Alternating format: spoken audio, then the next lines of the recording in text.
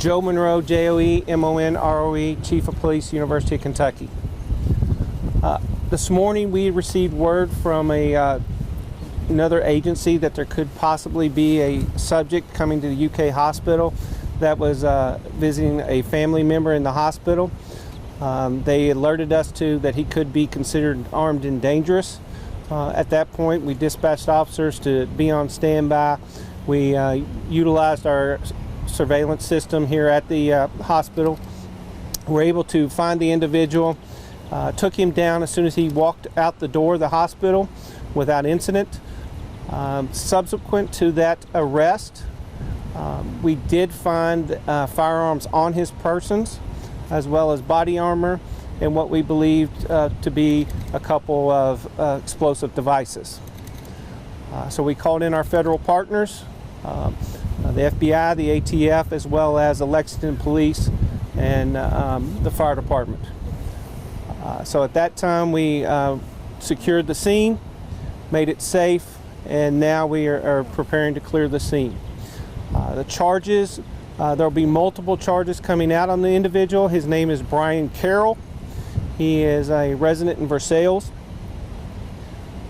He will be charged with multiple state charges as well as pending federal charges. And that's all I got to say right now. Anybody inside shaken up? Anything like that? No one was injured. There were no injuries. Have federal authorities searched his home in Versailles? I'm not commenting on that. Okay. Do you all know if he was a part of any concerning groups or anything like that? We are investigating the incident here at UK. That's all I can discuss right now. He gave you no indication as to why he arrived here was so heavily armed?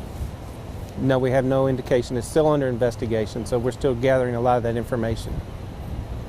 There are rumors going around campus, students saying that there was a hostage situation and a hostage was taken. Was that That's completely false. There was no one was in danger at any time. This was a very quick response and takedown, so nobody was in danger. You said there was an explosive device on his person. Did he give you any reason to believe that there was an explosive device anywhere else in the area? I don't believe I ever said it was on his person. Or did you say? We thought that there could be some explosive devices inside his vehicle. Do you plan on continuing having the roads blocked off down here in downtown? The roads will be opening up here very shortly. We're starting to demobilize and clear the scene. How was the situation in the ER handled with patients who were potentially receiving treatment while this was going on?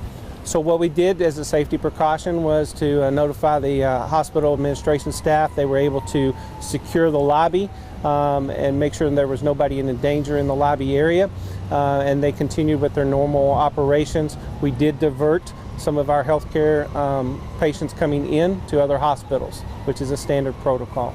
Does the patient this person was visiting now become somebody you don't need to question?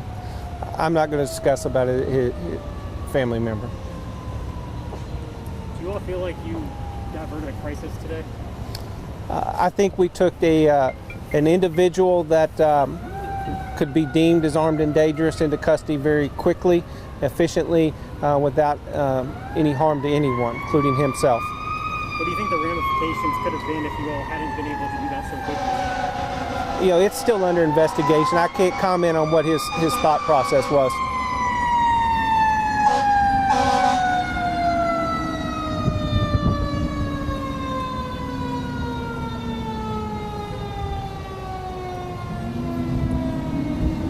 All right, any other questions?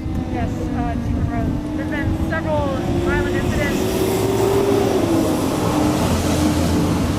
violent incidents across the country in the last few weeks. Do you feel like those situations had UK police and law enforcement on guard for a situation like this, and that preparation helped today? Well, I think, as part of our training every day, we're always preparing for some type of disaster to happen, whether it's, in Colorado, Atlanta, or here, anywhere. That's something that officers across the country are always preparing for.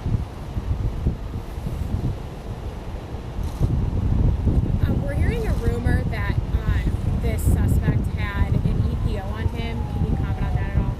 I have no knowledge of that.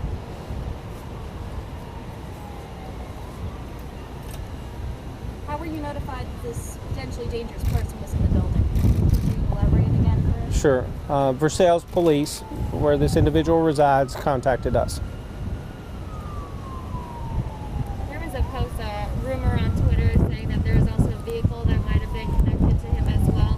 Is that anything at all that you guys found as well with him? Well, that's the vehicle he arrived in, and that was a vehicle that we searched and cleared. Where will he be held now? He's being charged on state charges right now and would be transported to Fayette County Detention Center. Do you have a timeline from when you got the tip to when he entered the building? No, I don't. He did enter the building, though. You didn't intercept him before those doors opened. Correct. What was the vehicle he was driving? It was a Honda CRV. Hey, just to clarify, did you all apprehend him when he went in, like right after he went inside, or when he was coming out? Sorry, I had gotten confused on that part. We took him down as soon as we saw him exit the building. Did he make any physical or verbal threats while he was inside? Brandishing? No. So he had been inside and was coming back out. He was coming out. He was in visiting a family member, and when he came out is when we took him into custody. Okay? Thank you. This is somebody Yeah. who was on all of your radar, I guess, before he even walked in the door today. He was not on our radar, no. But Versailles PD. You'd have to talk to them. Okay.